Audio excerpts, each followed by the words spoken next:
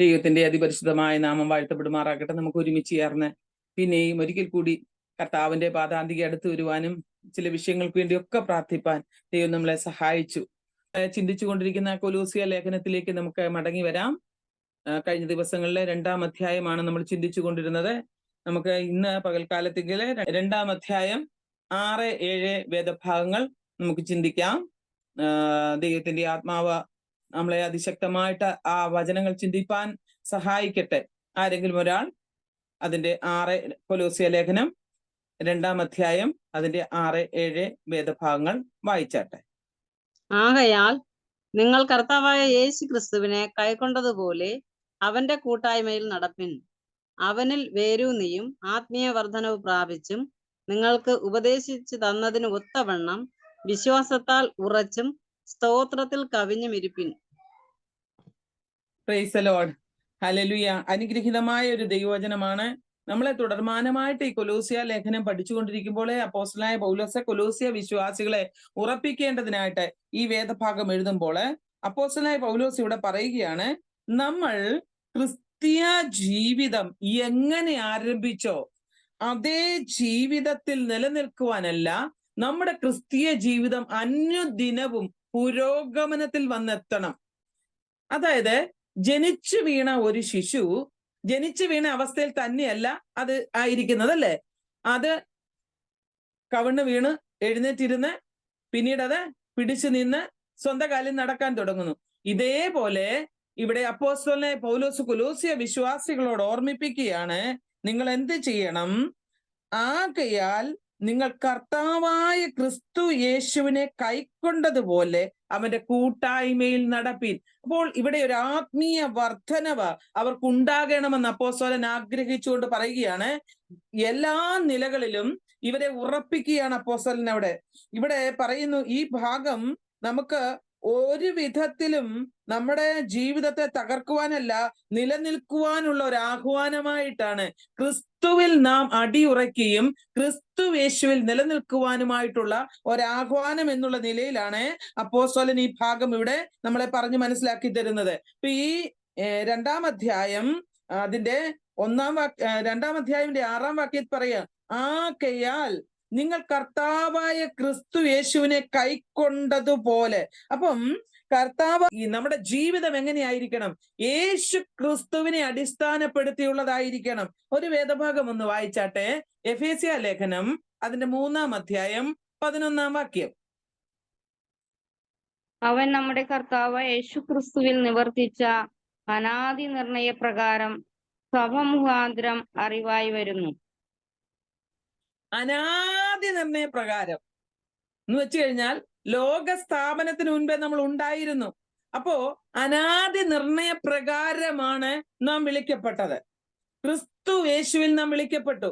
അങ്ങനെയെങ്കിൽ കർത്താവായ ക്രിസ്തുവിന്റെ കൃപയിൽ ആശ്രയിച്ച് നാം ജീവിക്കണമെന്നാണ് അപ്പോസ്തലൻ ഇവിടെ ആഗ്രഹിക്കുന്നത്.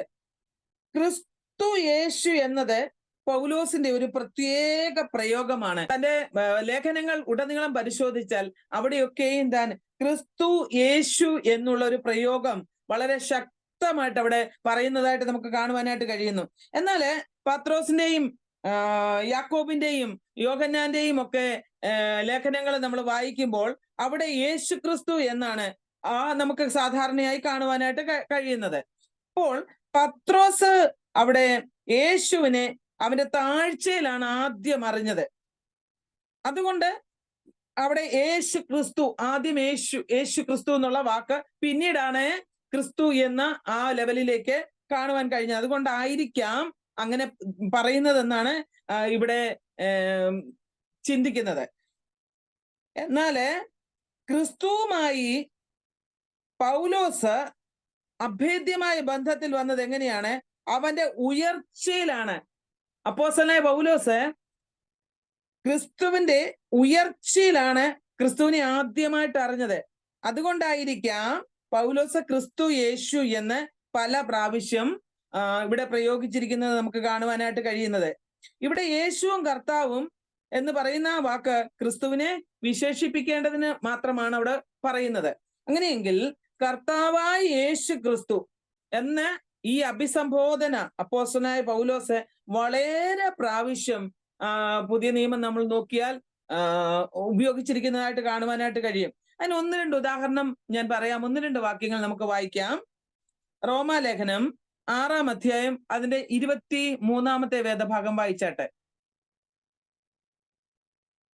പാപത്തിന്റെ ശമ്പളം മരണം അത്രേ, ദൈവത്തിന്റെ കൃപാവരമോ നമ്മുടെ കർത്താവ് യേശു ക്രിസ്തുവിൽ നിത്യജീവൻ തന്നെ. പാപത്തിന്റെ ശമ്പളം മരണമാണ്, എന്നാൽ നിത്യജീവനാണ് അവിടെ കർത്താവ് യേശു ക്രിസ്തുവിലാണ് നമുക്ക് നൽകപ്പെട്ടിരിക്കുന്നത്. അപ്പൊ ആ യേശു ക്രിസ്തു എന്നുള്ള വാക്കിന്റെ പ്രത്യേകതയ്ക്ക് വേണ്ടിയാണ് ഞാൻ ആ വാക്യം വായിപ്പിച്ചത്. ഇനി അതിന്റെ 8-ാം അധ്യായം 39-ാമത്തെ വാക്യം വായിച്ചാട്ടെ. 8-ാം അധ്യായം 39-ാം വാക്യം.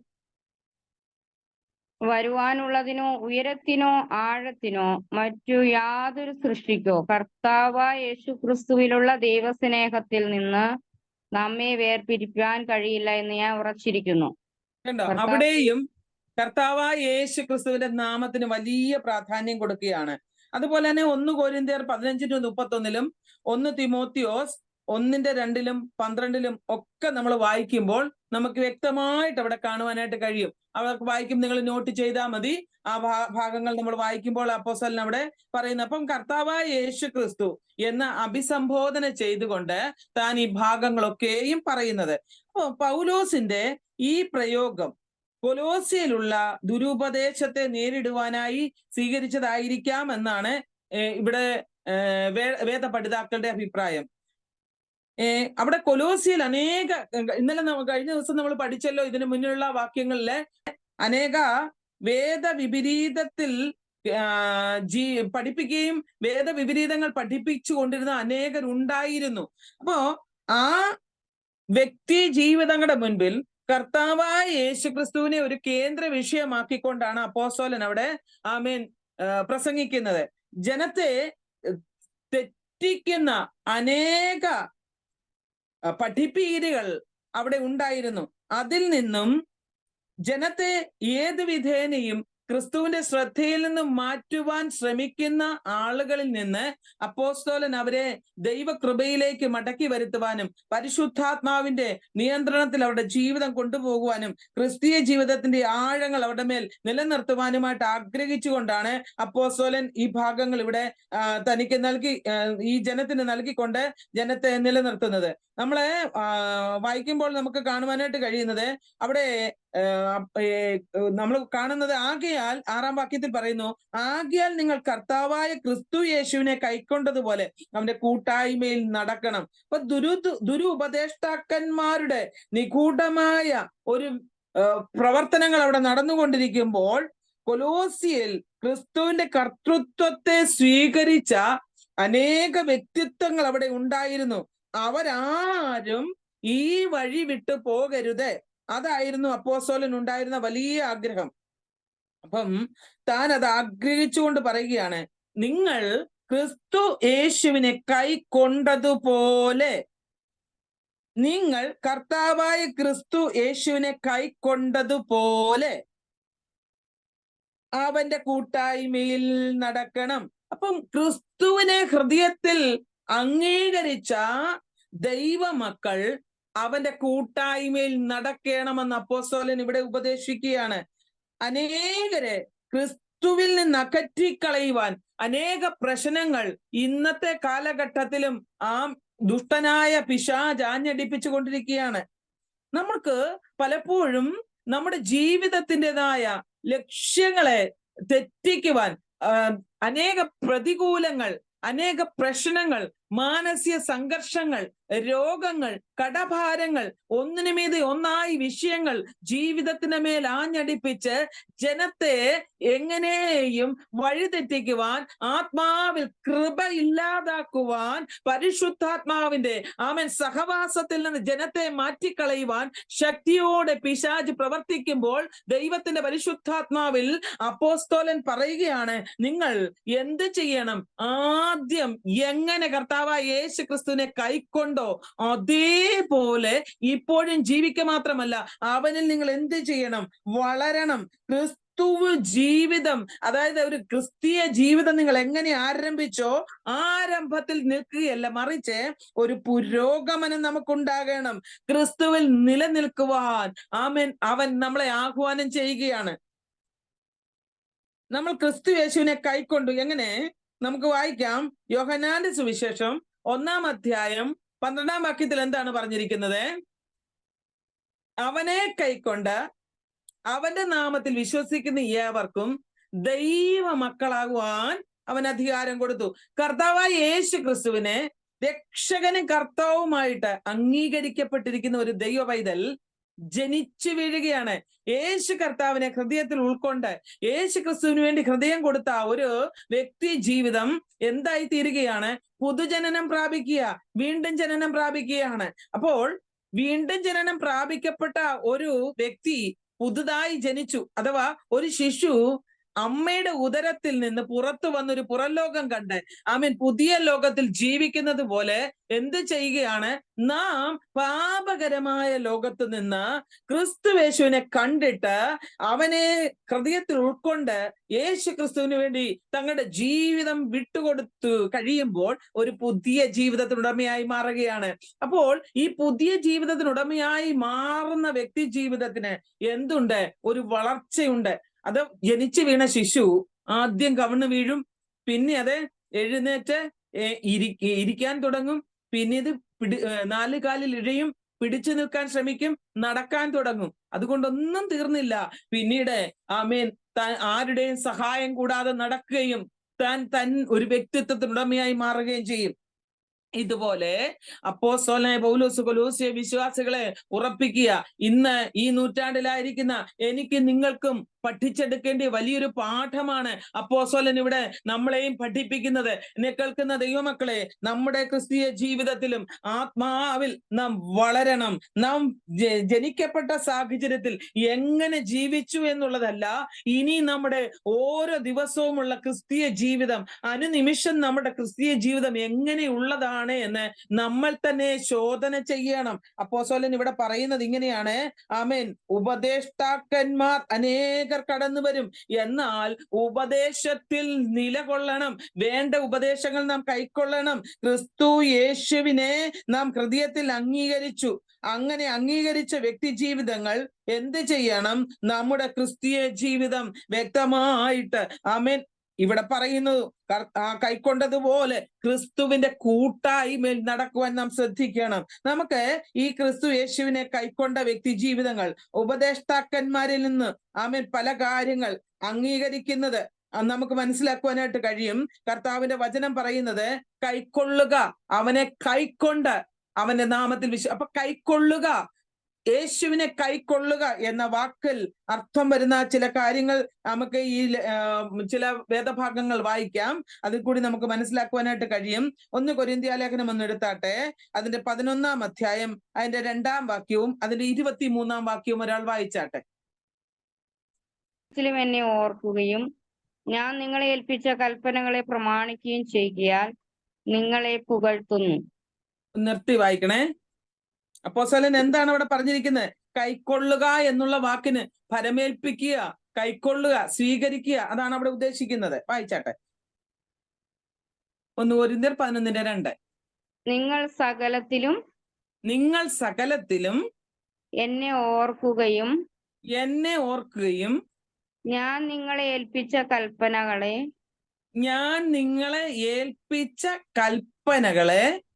പ്രമാണിക്കുകയും ചെയ്യുകയാൽ നിങ്ങളെ പുകഴ്ത്തുന്നു. Price the Lord. അവിടെ അപ്പോസ്തലൻ അവരെ പുകഴ്ത്തുവാൻ ഒരു കാരണം, അപ്പോസ്തലൻ അവരെ ഏൽപ്പിച്ച ചില കാര്യങ്ങളുണ്ട്, ചില കൽപ്പനകളുണ്ട്. അതൊക്കെയും ഈ ജനം എന്ത് ചെയ്യുക? പ്രമാണിച്ചു. അതുകൊണ്ടാണ് ഈ കൽപ്പനകളിൽ അവരെ തെറ്റിച്ച് കളയാതിരിപ്പാൻ അവർ ഈ ലെവലിൽ നിൽക്കുവാൻ അപ്പോസ്തലൻ ബുദ്ധി ഉപദേശിക്കുന്നത്. അപ്പൊ തെറ്റിച്ച് കളയുവാൻ ഒത്തിരി സംഭവങ്ങൾ നമുക്ക് ചുറ്റും കടന്നു വരും. പക്ഷെങ്കിൽ നമുക്ക് ചില കൽപ്പനകളുണ്ട്, ചില പ്രമാണങ്ങളുണ്ട്. ആ പ്രമാണങ്ങളിൽ നിലകൊള്ളുവാൻ നാം ഏൽപ്പിച്ചു കൊടുക്കണം. അതാണ് അപ്പോസ്തലൻ അവിടെ പറഞ്ഞത്. അവര് ചെയ്യുന്നുണ്ട്. ഇനി അതിന്റെ 23-ാമത്തെ വാക്യം വായിച്ചാട്ടെ. അതിന്റെ 23-ാമത്തെ വാക്യം. ഞാൻ കർത്താവിൽ നിന്ന് പ്രാപിക്കുകയും നിങ്ങൾ കേൾപ്പിക്കുകയും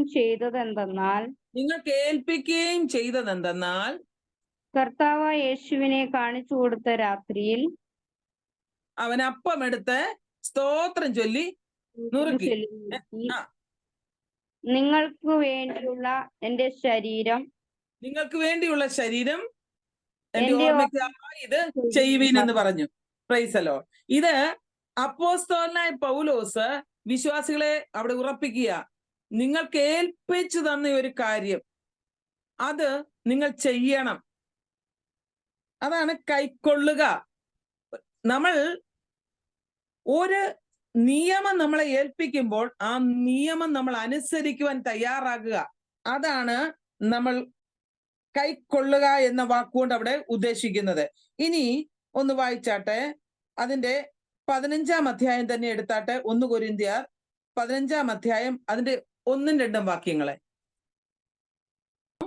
എന്നാൽ സഹോദരന്മാരെ, ഞാൻ നിങ്ങളോട് സുവിശേഷിച്ചതും നിങ്ങൾക്ക് ലഭിച്ചതും നിങ്ങൾ നിൽക്കുന്നതും നിങ്ങൾ വിശ്വസിച്ചതും വ്യർത്ഥമല്ലെന്ന് വരികിൽ നിങ്ങൾ രക്ഷിക്കപ്പെടുന്നതുമായ സുവിശേഷം നിങ്ങൾ പിടിച്ചുകൊണ്ടാൽ ഞാൻ ഇന്നവിധം നിങ്ങളോട് സുവിശേഷിച്ചിരിക്കുന്നു എന്ന് നിങ്ങളെ ഓർപ്പിക്കുന്നു. കണ്ടോ, അപ്പോസ്തലന് വ്യക്തമായിട്ട് അവിടെ പറയാൻ പറ്റും, ഞാൻ ഇന്നവിധം നിങ്ങളോട് സുവിശേഷീകരിച്ചു. ഞാൻ ഇന്നവിധം, ഏതൊക്കെ വിധത്തിൽ നിങ്ങൾ നിലനിൽക്കണം. അപ്പൊ കർത്താവായ യേശു ക്രിസ്തുവിനെ നിങ്ങൾ കൈക്കൊണ്ടതുപോലെ അവന്റെ കൂട്ടായ്മയിൽ നടക്കണമെന്നുണ്ടെങ്കിൽ എന്ത് ചെയ്യണം? ഏത് വിധത്തിൽ അപ്പോസ്തലൻ നമ്മോട് സുവിശേഷം അറിയിച്ചോ, ഏത് വിധത്തിൽ അപ്പോസ്തലൻ നമ്മളെ ജീവിക്കുവാനായിട്ട് താൻ പറഞ്ഞുവോ, ആ ലെവലിൽ എന്ത് ചെയ്യണം?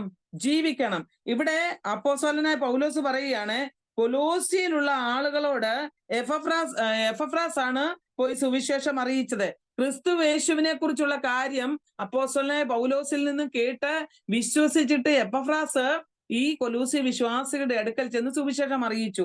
അങ്ങനെ അവർ ക്രിസ്തു യേശുവിനെ കൈക്കൊണ്ടു. ക്രിസ്തുവിനെ അവന്റെ വീണ്ടെടുപ്പ് വേലയുടെ അടിസ്ഥാനത്തിൽ രക്ഷകനായും ജീവിതത്തിന്റെ കർത്താവായും അവർ കൈക്കൊണ്ടു. അങ്ങനെ എപ്പഫ്രാസിന്റെ കൈവശം ജീവിതത്തിൽ കർത്താവായ യേശുവിനെ കൈക്കൊണ്ട ജനം അവന്റെ കൂട്ടായ്മയിൽ നടക്കേണ്ടതിന് അപ്പോസ്തലൻ അവിടെ ഈ ജനത്തെ ബുദ്ധി ഉപദേശിക്കുകയാണ്. അപ്പോസ്തലൻ അവിടെ ചെല്ലുവാൻ കഴിഞ്ഞിട്ടില്ല ഇതുവരെ. ചെല്ലുവാൻ കഴിയാത്ത അപ്പോസ്തലൻ ഈ ജനത്തെ ഉറപ്പിക്കുകയാണ്. അതുകൊണ്ടാ പറഞ്ഞത്, ഞാൻ നിങ്ങളോട് പറഞ്ഞ കൽപ്പനകൾ പ്രമാണിച്ച്, ഞാൻ നിങ്ങളോട് അറിയിച്ച ഓരോ വചനങ്ങളും അനുസരിച്ച് നിങ്ങൾ ജീവിക്കണം. പിന്നെ താൻ അറിയിച്ച മറ്റൊരു കാര്യമുണ്ട്. ഗലാത്യ ലേഖനം ഒന്ന് എടുത്താട്ടെ, അതിന്റെ 1-ാം അധ്യായം അതിന്റെ 9-ാം വാക്യം ഒന്ന് വായിച്ചാട്ടെ. ഞങ്ങൾ മുൻ പറഞ്ഞതുപോലെ ഞാൻ ഇപ്പോൾ പിന്നെയും പറയുന്നു, നിങ്ങൾ കൈക്കൊണ്ട സുവിശേഷത്തിന് വിപരീതമായി ആരെങ്കിലും നിങ്ങളോട് സുവിശേഷം അറിയിച്ചാൽ അവൻ ശപിക്കപ്പെട്ടവൻ. കണ്ടോ, നിങ്ങളോട് ഞങ്ങൾ പറഞ്ഞ സുവിശേഷത്തിന് വിരോധമായിട്ട്, നിങ്ങൾ കൈക്കൊണ്ട സുവിശേഷത്തിന് വിരോധമായിട്ട്, നിങ്ങൾ സ്വീകരിച്ച സുവിശേഷത്തിന് വിരോധമായിട്ട്, നിങ്ങൾ അറിഞ്ഞ സത്യത്തിന് വിരോധമായിട്ട് ആരെങ്കിലും വന്ന് നിങ്ങളോട് മറ്റൊരു വിധത്തിൽ മറ്റൊരു സുവിശേഷം അറിയിച്ചാൽ നിങ്ങൾ അത് കൈക്കൊള്ളരുത്. അവിടെ നിങ്ങൾക്ക് അനുഗ്രഹത്തിന് വരെ ശാപമായി മാറും.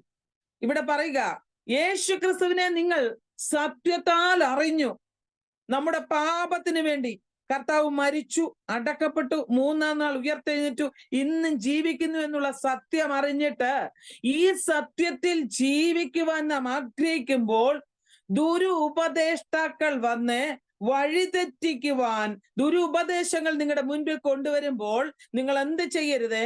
ആ ഉപദേശത്തിൽപ്പെട്ട് പോകാതെ മുൻപ് ഞാൻ നിങ്ങളോട് അറിയിച്ച ഈ സത്യ സുവിശേഷത്തിൽ അടിയുറച്ചു നിൽക്കണം.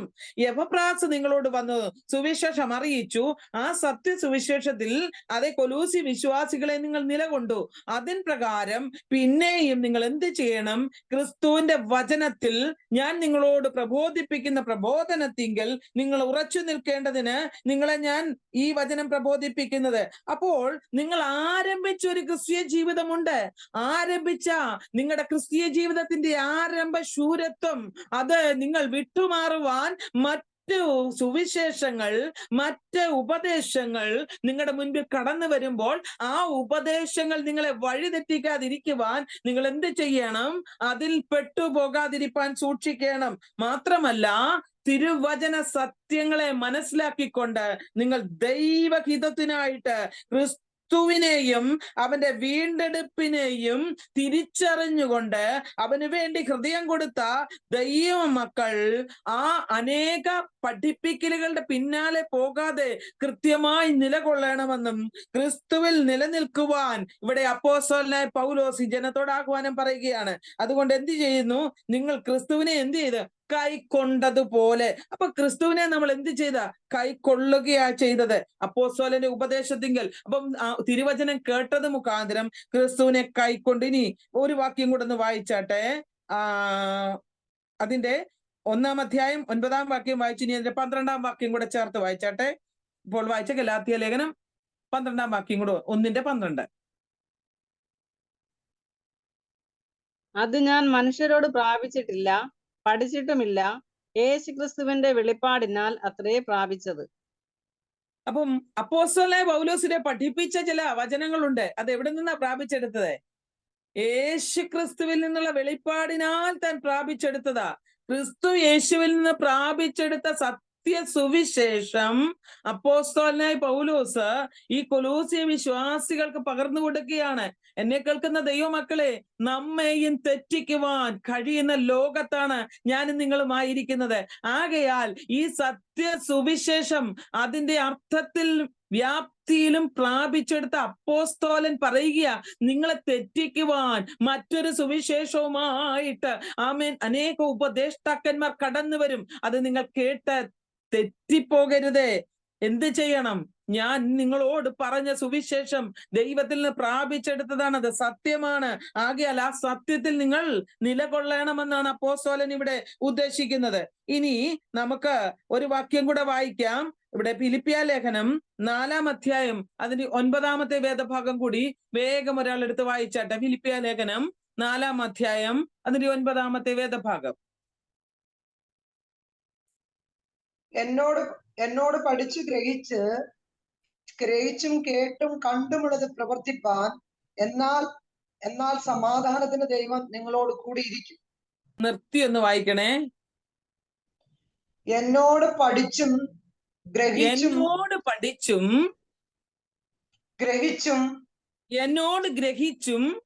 കേട്ടും കണ്ടുമുള്ളത്. ഇപ്പൊ 4 കാര്യങ്ങൾ അപ്പോസ്തലൻ അവിടെ പറയുന്നത്. ഒന്ന്, എന്നോട് നിങ്ങൾ പഠിച്ചിട്ടുള്ള കാര്യങ്ങൾ, ഞാൻ നിങ്ങളെ പഠിപ്പിച്ചിട്ടുള്ളതായ കാര്യങ്ങൾ.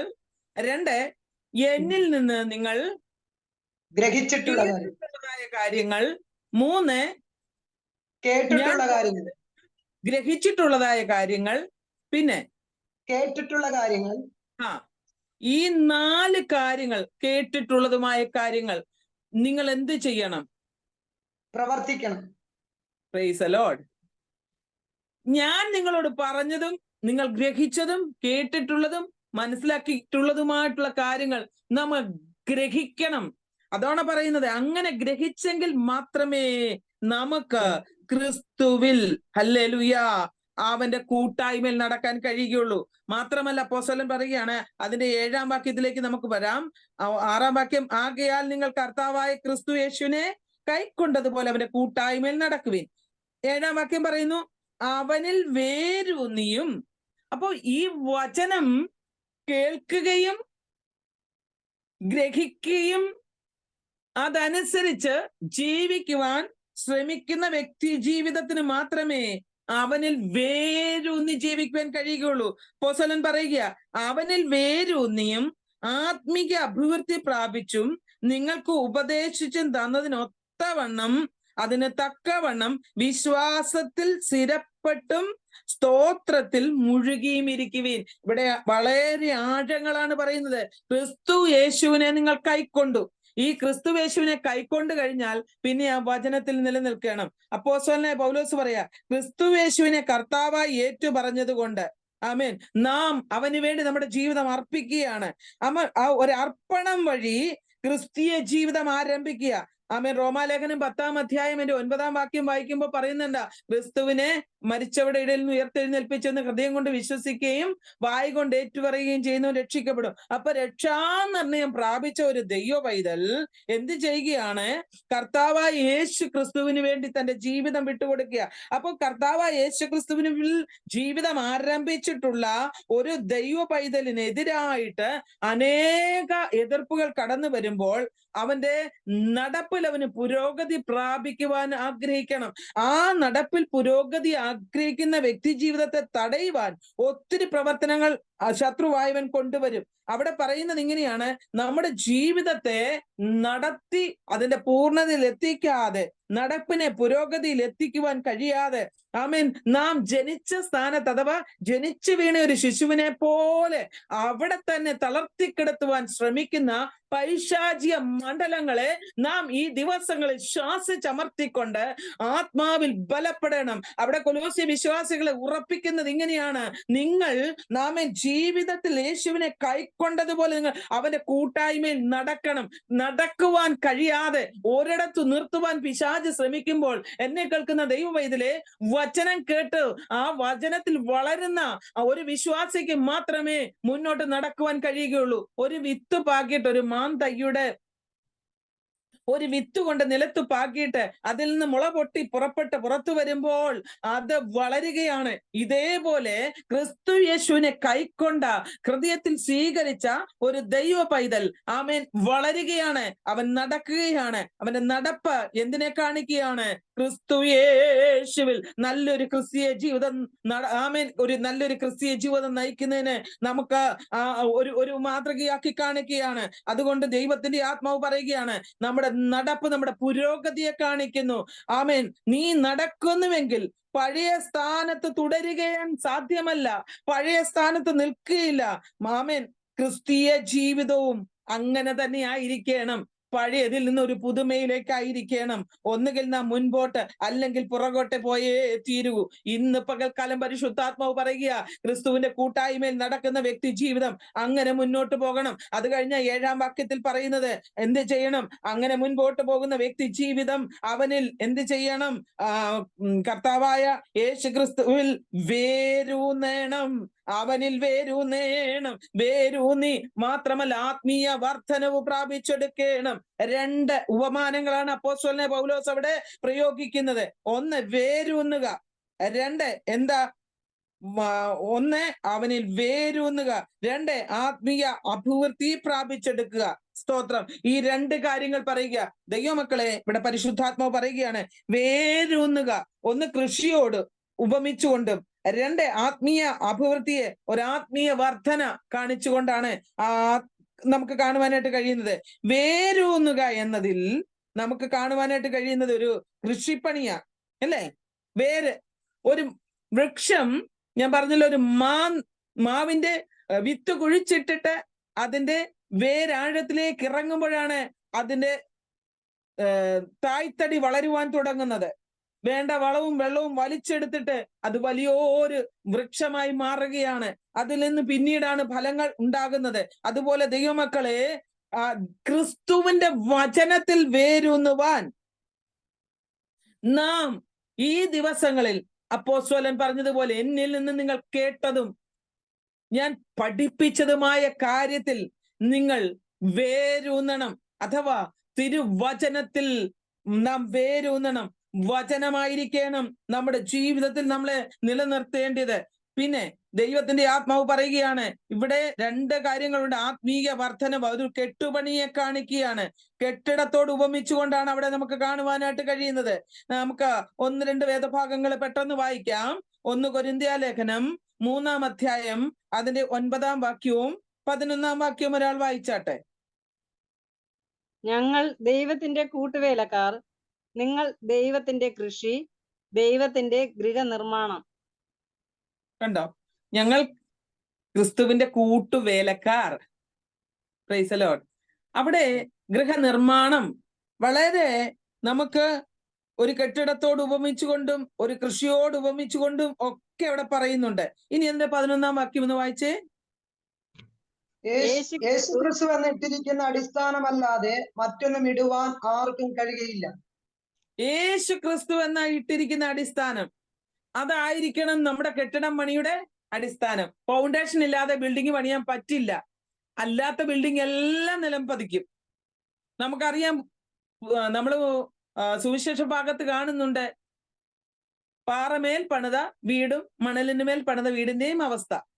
ഇവിടെ ഒരു ക്രിസ്തീയ ജീവിതത്തിൽ ഒരു വിശ്വാസിയുടെ ക്രിസ്തീയ ജീവിതത്തിന്റെ ബേസിക് ഫൗണ്ടേഷൻ എന്താണ്? ക്രിസ്തുവാണ്. ക്രിസ്തുവിലാണ് അവന്റെ വിശ്വാസത്തിന്റെ പണി ആരംഭിക്കേണ്ടത്. Price the Lord. ഇനി ഒരു വേദഭാഗം കൂടെ വായിച്ചാട്ടെ. എഫേസ്യ ലേഖനം 3-ാം അധ്യായം 17-ാമത്തെ വാക്യം.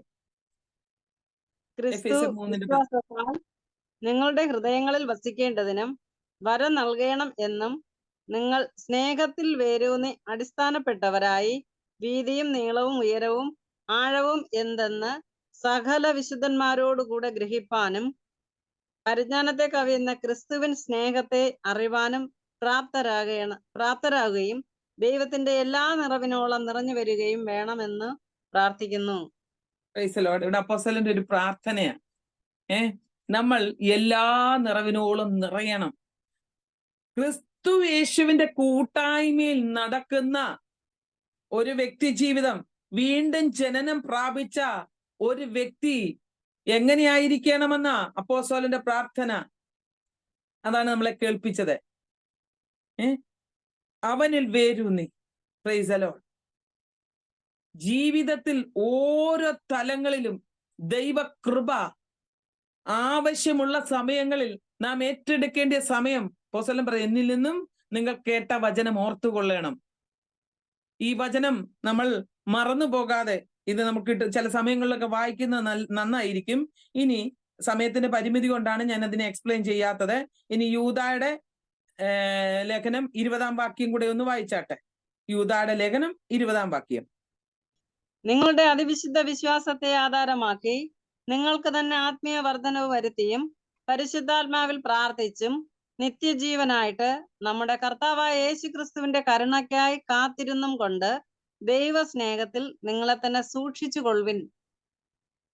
കണ്ടോ, അവിടെ ഒരു 5-6 കൂട്ടം കാര്യങ്ങളാ പറയുന്നത് അല്ലേ? അവന്റെ കൂട്ടായ്മയിൽ നടക്കുകയും അവനിൽ വേരൂന്നുകയും ചെയ്യുന്ന വ്യക്തി ജീവിതങ്ങൾ ചെയ്യേണ്ട കാര്യങ്ങളാണ്. അപ്പം ഈ കാര്യങ്ങൾ കൃത്യമായിട്ട് നാം ചെയ്യണം.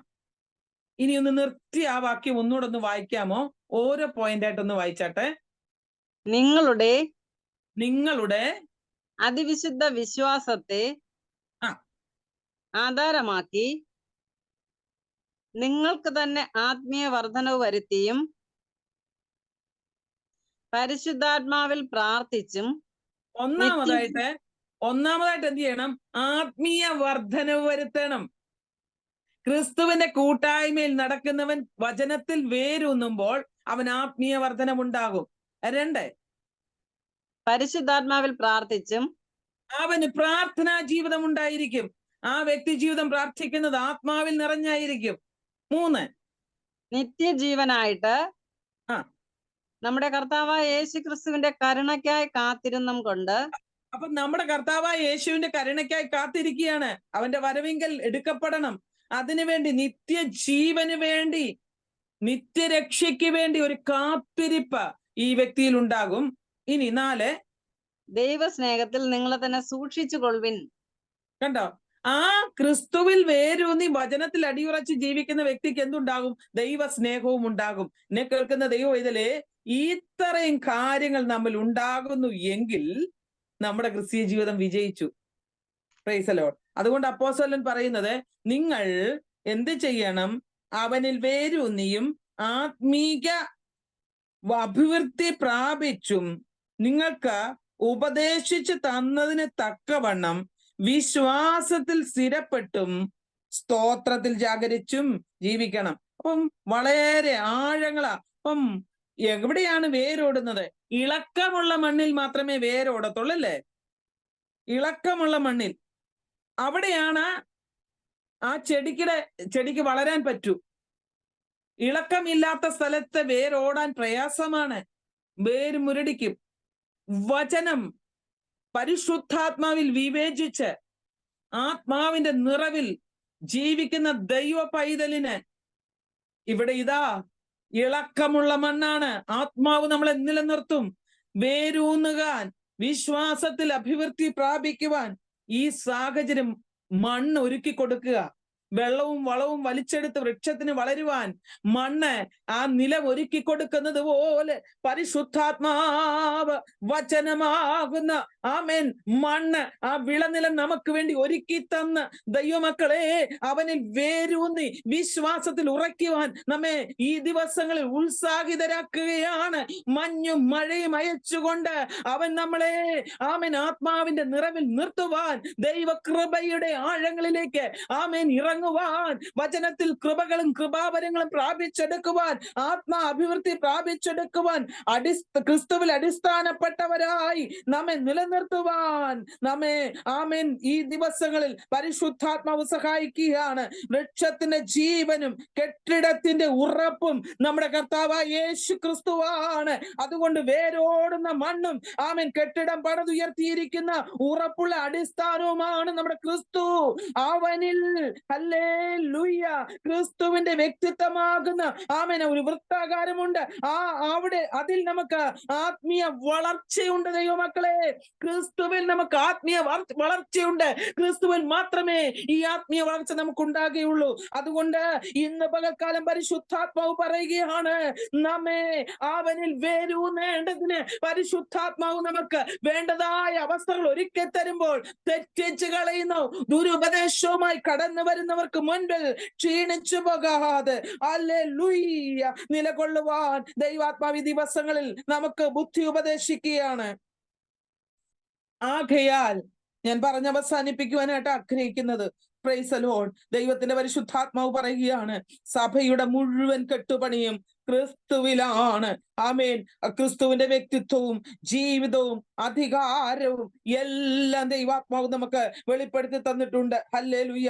ആകയാൽ ഒരു വൃക്ഷം വേരൂന്നി ഹല്ലേലൂയ ആഴത്തിലേക്ക് ഇറങ്ങി അതിൻ്റെതായ ആ സമയങ്ങളിൽ അതിന്റെ വളർച്ച അത് പൂവും പുഷ്പവും പുറപ്പെടുവിച്ച് ഫലവും ഹല്ലേലൂയ മനുഷ്യർക്ക് ഉപയോഗപ്രദവുമായി തീരത്തക്ക നിലയിൽ തന്റെ ആമേൻ ജീവിതം അത് മറ്റുള്ളവർക്ക് കാഴ്ചവെക്കുമ്പോൾ ഈ ദിവസങ്ങളിൽ ക്രിസ്തുവിൽ വേരൂന്നി ഒരു ദൈവഭക്തൻ അഥവാ ഒരു ദൈവഭക്തൻ ജീവിക്കണം. ഇത് കൊലോസ്യ വിശ്വാസികളെ ഉറപ്പിക്കുമ്പോൾ നമ്മെയും അപ്പോസ്തലനായ പൗലോസ് ഇവിടെ ഉറപ്പിക്കുകയാണ്. അപ്പൊ വേരൂന്നുക എന്നുള്ളത് ദൈവം ആഗ്രഹിക്കുന്ന ഒരു കാര്യമാണ്. ഒരിക്കലായിട്ട് നാം വേരൂന്നിയാൽ ആ വൃക്ഷത്തിന് നിലനിൽപ്പുണ്ട്. അഥവാ ആത്മീയ വേരൂന്നുക എന്നുള്ളതിൽ അർത്ഥമാക്കുന്ന ആത്മീയ വർധനവ് പ്രാപിക്കുക എന്നുള്ളതാണ്. ഇവിടെ വിശ്വാസത്തിൽ ഉറച്ച് നമ്മുടെ ജീവിതം മുന്നോട്ട് കൊണ്ടുപോകണം. മാത്രമല്ല അപ്പോസ്തലൻ പറയുകയാണ്, വിശ്വാസ മുഖാന്തരത്താൽ നമുക്ക് എന്തുണ്ടാകും?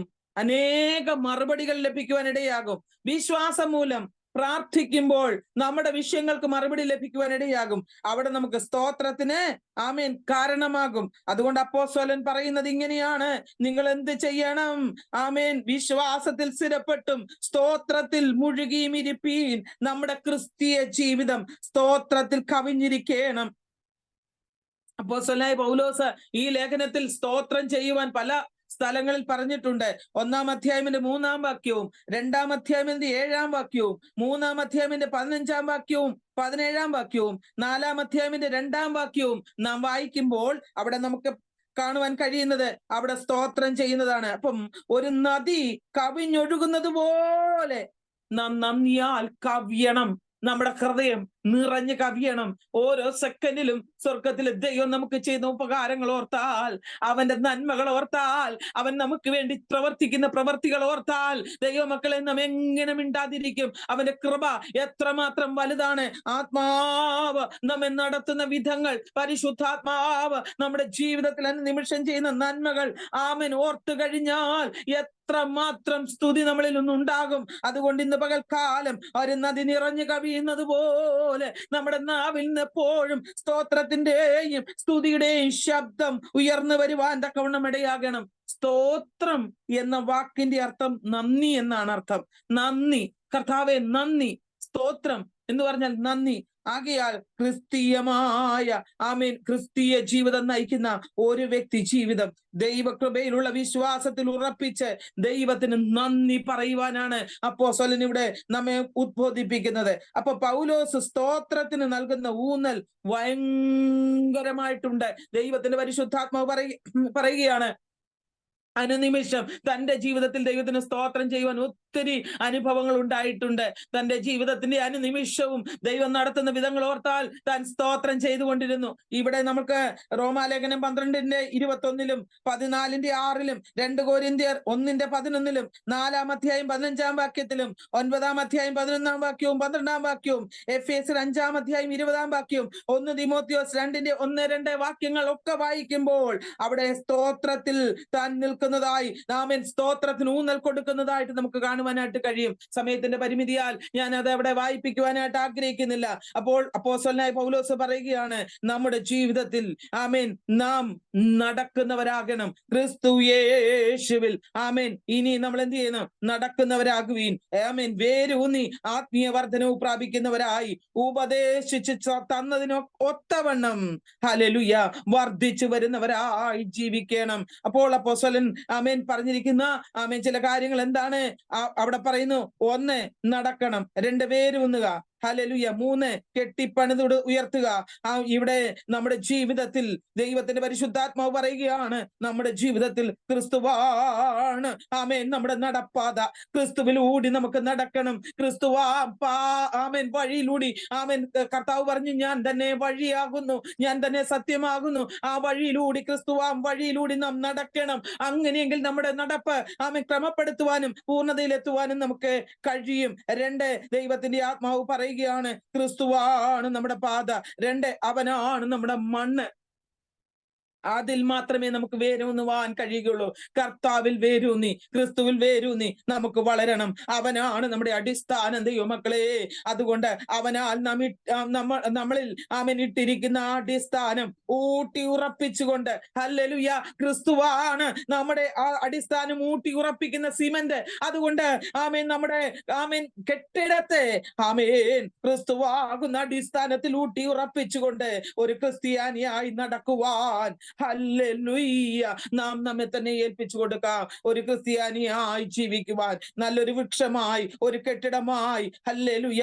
അപ്പോസ്തലൻ ഇവിടെ ഒരു ഉപമിച്ച് പറയുമ്പോൾ നമ്മുടെ ജീവിതം, ഹല്ലേലൂയ, ഹല്ലേലൂയ, എപ്പോഴും മറ്റുള്ളവർക്ക് പ്രയോജനമുള്ളതായി തീരുവാൻ നമുക്ക് ഏൽപ്പിച്ചു കൊടുക്കാം. Price the Lord. അപ്പോസ്തലൻ പറയുകയാണ്, നമ്മുടെ ജീവിതം എപ്പോഴും, ഹല്ലേലൂയ, മറ്റുള്ളവർക്ക് പ്രയോജനമുള്ളതായി മാറണം. അതേ അപ്പോസ്തലൻ പറയുക, നിങ്ങൾ കർത്താവായ ക്രിസ്തുവിനെ കൈക്കൊണ്ടതുപോലെ, നിഷ്കളങ്ക അവസ്ഥയിൽ യേശു ക്രിസ്തുവിനെ വിശ്വസിച്ച് ഹൃദയത്തിൽ ഏറ്റെടുത്തതുപോലെ പിന്നെയും ഇതേ വിശുദ്ധിയിൽ ക്രിസ്തീയ ജീവിതം നയിച്ച് ആത്മീയമായ വർധനവ് പ്രാപിച്ചെടുത്ത് അവനിൽ വേരൂന്നി, ഹല്ലേലൂയ, ആത്മീയ വർധനവ് പ്രാപിച്ചെടുത്ത് അവൻ ഉപദേശത്തിനൊത്തവണ്ണം നമ്മുടെ ക്രിസ്തീയ ജീവിതം സ്തോത്രത്തിൽ മാത്രം ജാഗരിച്ചുകൊണ്ട് ജീവിപ്പാൻ നമുക്ക് ഏൽപ്പിച്ചു കൊടുക്കാം. ഇന്ന് പകലിൽ കേൾക്കപ്പെട്ട തിരുവചനം നമ്മുടെ ജീവിതത്തിന് അന്വർത്ഥമായി തീരുവാൻ നമുക്ക് ഏൽപ്പിച്ചു കൊടുക്കാം. പരിശുദ്ധാത്മാവ് നമ്മെ ഓരോ ദിവസവും ഉണർത്തിച്ചു തരുന്ന തിരുവചനത്തിനനുസരിച്ച് നമ്മുടെ ക്രിസ്തീയ ജീവിതം മുന്നേറുവാൻ കർത്താവ് നമ്മെ സഹായിക്കട്ടെ. ഈ വചനങ്ങളാൽ ദൈവം നമ്മെ സഹായിക്കട്ടെ. അടുത്ത ദിവസം നമുക്ക് പിന്നെയും കൊലോസ്യ ലേഖനം 2 അധ്യായം അതിന്റെ 2 മുതൽ 2 അധ്യായത്തിന്റെ 8 മുതൽ 15 വരെയുള്ള വാക്യങ്ങൾ ദൈവം അനുവദിച്ചാൽ അടുത്ത ദിവസം നമുക്ക് ചിന്തിക്കാം. ഇന്ന് പകൽക്കാലം ദൈവകരുണയിൽ കരത്തിലേക്ക് നമുക്ക് ഏൽപ്പിച്ചു കൊടുത്തുകൊണ്ട് സ്തോത്രം ചെയ്യാം. സ്വർഗത്തിനും ഭൂമിക്കും നാഥനായ ഞങ്ങളുടെ നല്ല ദൈവമേ, സ്വർഗസ്ഥ കർത്താവേ, അങ്ങ് ഞങ്ങളോട് ഉപദേശിച്ചു തന്ന ഈ തിരുവചനത്തിന് മുൻപ് ഞങ്ങളെ സമർപ്പിക്കുന്ന കർത്താവേ, അങ്ങിൽ വേരൂന്നിക്കൊണ്ട് ആത്മാഭിവൃദ്ധി പ്രാപിച്ചുകൊണ്ട് ക്രിസ്തുവാം പാതയിലൂടെ നടന്ന് ക്രിസ്തു എന്ന അടിസ്ഥാനത്തിന് മേൽ പണിയപ്പെട്ട് കർത്താവേ, ഞങ്ങളുടെ ആത്മീയ ജീവിതത്തിൽ അനുനിമിഷം ചെയ്യുന്ന ഉപകാരങ്ങൾക്ക് സ്തോത്രം അർപ്പിച്ചുകൊണ്ട്, നന്ദി അർപ്പിച്ചുകൊണ്ട് ഞങ്ങളുടെ ക്രിസ്തീയ ജീവിതം നയിക്കുവാൻ സഹായിക്കണമേ. കൊലോസ്യ വിശ്വാസികളെ ഉറപ്പിച്ചുവെങ്കിൽ, അവരതിനനുസരിച്ച് ജീവിപ്പാൻ അവരുടെ ജീവിതത്തെ ഏൽപ്പിച്ചു കൊടുത്തുവെങ്കിൽ കർത്താവേ ഇന്ന് ഞങ്ങളും അങ്ങെത്തും വരെയും കർത്താവേ ഈ വചനങ്ങളെ അനുസരിച്ച് തന്നെ ജീവിപ്പാൻ അങ്ങോട്ടോ ഇങ്ങോട്ടോ ഞങ്ങളുടെ ജീവിതം അല്പം പോലും മാറിപ്പോകാതെ ക്രിസ്തുവിൽ അടിസ്ഥാനമിട്ട് കർത്താവെ സ്തോത്രത്തിൽ ജാഗരിച്ച് പിന്നെയും മുന്നേറുവാൻ കൃപ നൽകിയാട്ടെ. അതിനായിട്ട് ഏൽപ്പിക്കുന്നു. അങ്ങ് അത്ഭുതങ്ങൾ പ്രവർത്തിക്കും. പ്രാർത്ഥന കേട്ടതിനായിട്ട് സ്തുതിക്കുന്നു. സകലമാന മഹത്വവും അവിടുന്ന് എടുക്കും. പുത്രനാം യേശു ക്രിസ്തുവിൻ ധന്യനാമത്തിൽ ചോദിക്കുന്ന പ്രാർത്ഥന ദൈവമൂലം കേൾക്കണമേ സ്വർഗീയ നല്ല പിതാവേ. ആമേൻ, ആമേൻ, ആമേൻ.